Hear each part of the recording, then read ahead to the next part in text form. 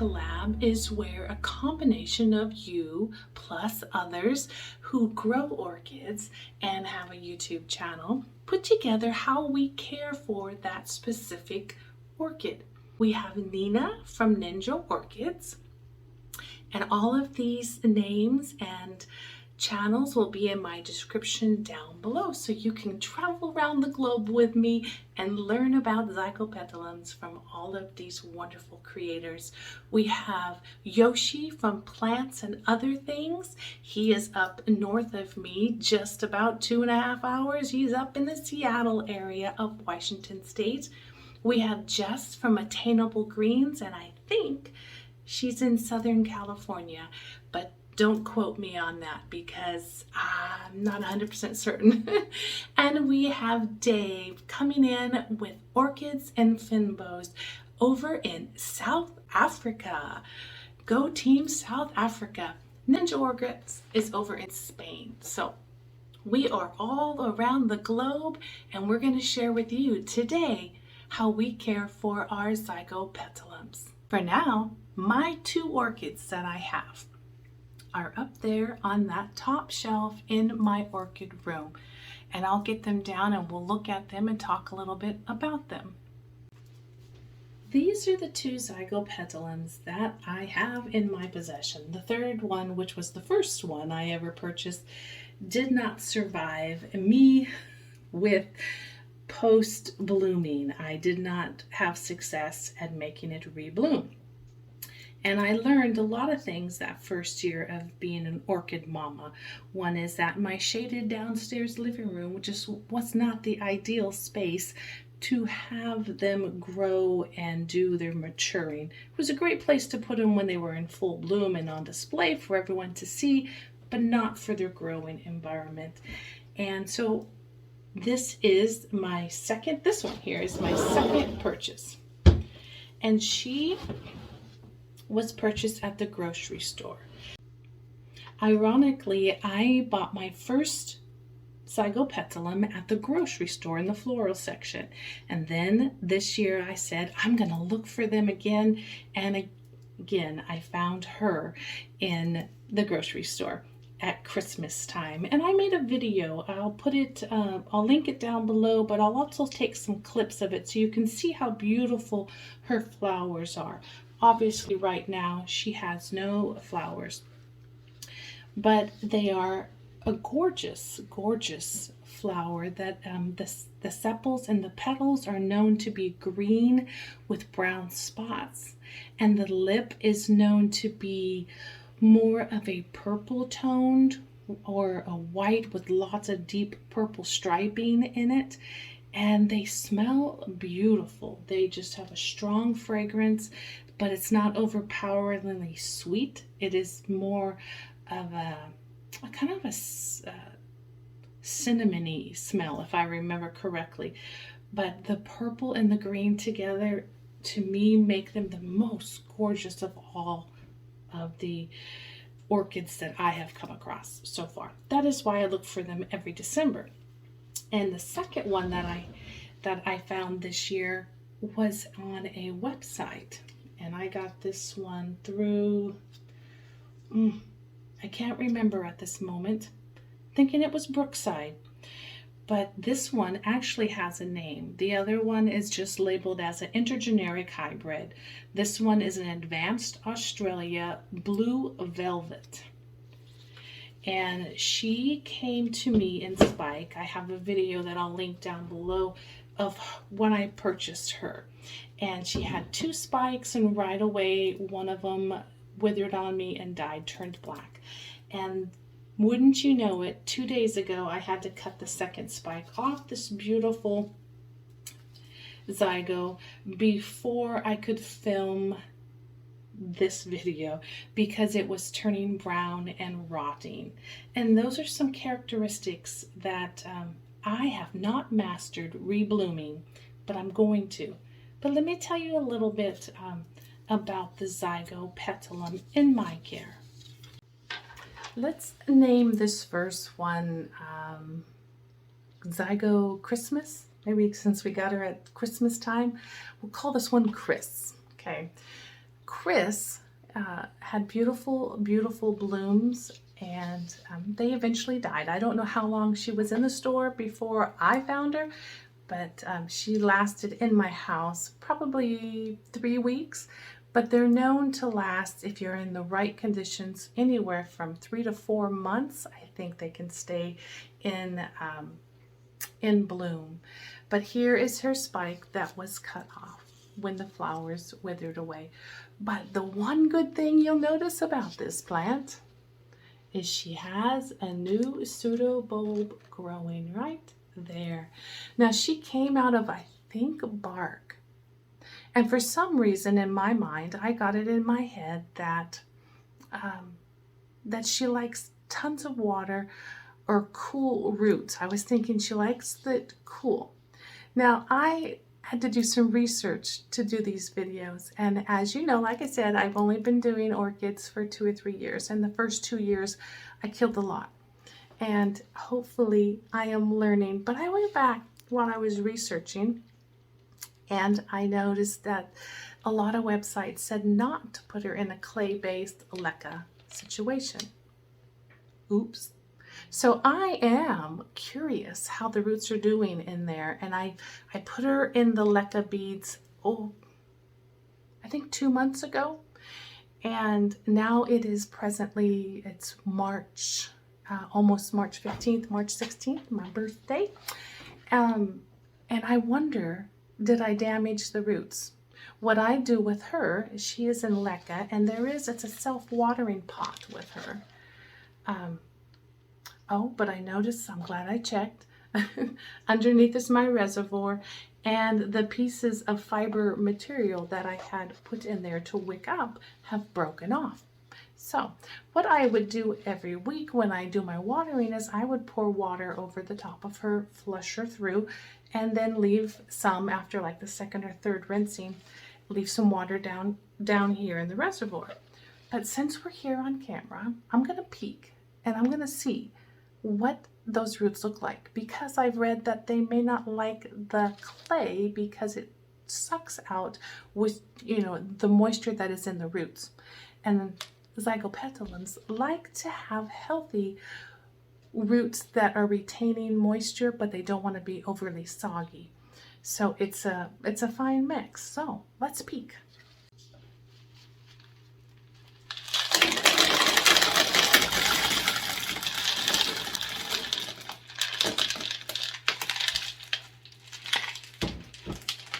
Because she was only 2 months into the process, it was easy to shake the leca pellets out. They're not attached to the wall, the roots. Now, the scary thing is that I have heard that zygos do not like their roots fussed with or touched because of the oils in our hands. I can see she has some good roots. These more white ones are doing really, really well inside there. You see a white one, but on the outside here, you have dead. You see how the velamin's coming right off that root? This is a dead root. So I'm really glad that this video has perfect timing, because now I know that this is probably not the best setup, but they're not so far gone that I've lost all of the roots. I still have these really strong ones and some leca beads dropping. So what I'm going to have to do is trim off the dead and repot this one up. And I think what I will do, look at that gorgeous little new pseudobulb. And if you notice, none of the leaves have the brown spotting, which is very typical when you bring a zygopetalum into an environment and it's getting too much water, too much cold, and not enough wind circulating around. And in my environment, I have a lot of fans, and humidity doesn't get very cold. I'll tell you all about that in a bit. But now that I know that she needs to be repotted, there I have a project on my hands. But I will put her off to the side. Little sweet Chris. We'll call her Chris for Christmas. because that is when I got her. Let me prop her up here next to these guys. Zygopetalum number 2, the advanced Australian blue velvet, is doing well. I think she's doing really good, other than the fact that I lost both her spikes. And I'm okay with that because it's my learning curve. I believe I fertilized her a little too strong and a little too soon, too frequently. I have her in all moss. When I received her, she was pretty, not soggy, but pretty darn wet and moss. But when I lifted her out of her pot and looked at her, she had so many strong, healthy, long white roots, not like the papery ones, but those white ones I just showed you. And to me, I took that as a clue that she likes water. So what I did is I just lifted that square lump out and moved her over because she was so tightly packed in, she was in a container about this size, this square size. The difference here you can see side by side. So I just lifted her up and put her in here, and I put more sphagnum moss all around it. I do have some rocks on top, just kind of to add weight and to retain some of the moisture in. Now she is ready for a drink, but if you can see deep and down in there, let's see if you can see right over here is some good sets of roots. Off to the side is some good roots. She is doing really well with her roots, so I'm thinking I may have finally got this one right. She doesn't have the brown spots in where she sits, which I pointed out at the beginning of the video, is on the top shelf in my orchid room. That does not have any lights directly over it. I have a Mars Hydro light across on the other side of the room. I have the window that you saw coming, fresh light comes in probably around 2 o'clock in the afternoon till around 6 or 7 at night. And then, you know, in the summer, it'll stretch out to like 9 maybe, that will come in. But she is a good 10 feet away from the window, so she gets what bounces off the walls in here. I have her on the top shelf and the humidity is ranging about 40%. She probably would love a lot more, and it is the dead of, well, not the dead of winter, it is middle of March. And so it will get more humid in summertime, and I have about 6 fans now in here. I've counted that are blowing and circulating the air all around. Now in the hot summer, when we get our hot spells, we don't have long hot season, but we do get a couple of weeks where you might get it up to 100 degrees and in the 90s and stuff. We do have an air conditioner on this floor, which is in the room right directly next door. I call it my cool growing orchid room. And with the door open and that running, in the middle of those hot seasons, she won't be on my top shelf. I will drop her down to my bottom shelf so that she gets the colder air. She doesn't like to get too warm. Probably 80, 85 would be the most she would want to tolerate in my environment. So I am going to be very cautious of that. I have heard that they will grow and they could possibly bloom twice in a year. And because I didn't get a chance to see these blooms, I literally 2 days ago snipped off her spike, her one remaining spike, because it had blackened. Right down in here where there's black on the inside, this leaf is split. So I will finish splitting it so you are aware of what I'm talking about. And do you see that black spike stub? That is what had happened. It just progressed all the way up. When I had over wet and over fertilized it, it just took that about 2 times that I did that, and I realized, darn it, I just lost my plant. But that's how we learn in this art that we call orchid hobby. We learn from our mistakes. But if you will also notice, she has a new growth starting. Let me see if I can get that close up for you. Do you see that sticking straight up there? There it is, right there. She is rewarding me with a new growth, which I hope, fingers crossed, I can continue to nurture and love her and take care of her the right way. How I water her is I have a big bowl of water here. And I will just set her in it. Right now, it's just plain water. I have set the pH, when it comes out of my tap here, it's at about 7. So I use some pH down and I bring it down to anywhere between 5.8 and 6.0 is what I like to stay between if I can. 6.3, sometimes I get up to that. But what I had done previous, when right before those two roots or two spikes had turned black and rotted, I was dousing her with water and keeping this very moist. And luckily caught it in time, realized my error. She needs a little bit more drying out, but not completely. So if I take off these rocks, you know, this, you know, feels cool to the touch. If I put it on my arm or my face, it's cool.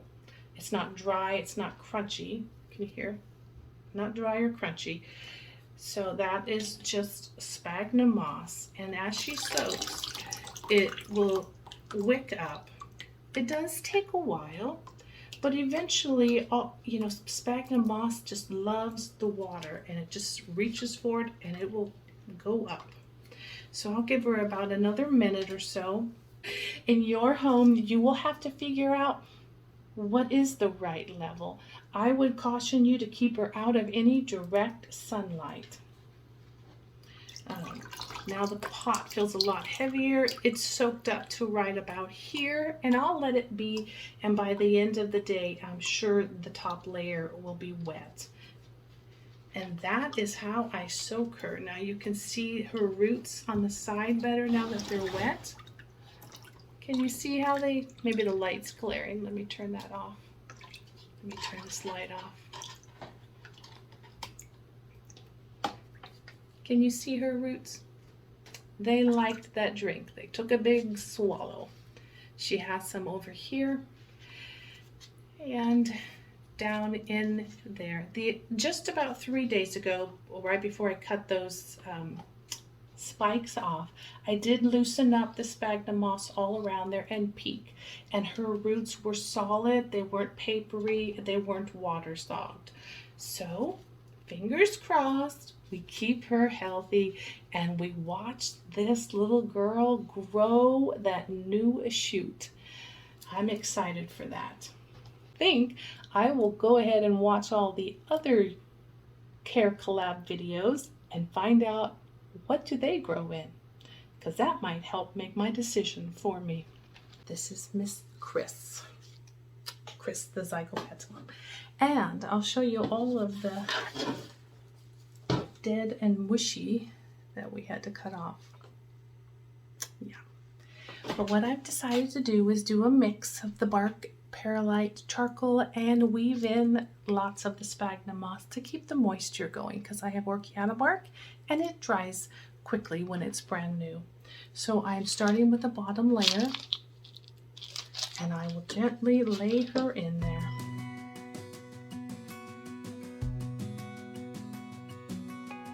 With the bark and the sphagnum moss and all of that in between, weave it around and make sure she has a good moisture content. Right under that new growth, I don't want to suffocate it with the wet moss and get it to rot. So I made sure to press that down and put some bark and give it some airspace to do its thing. And with that, I'm going to go do my thing. You have a great day. See ya.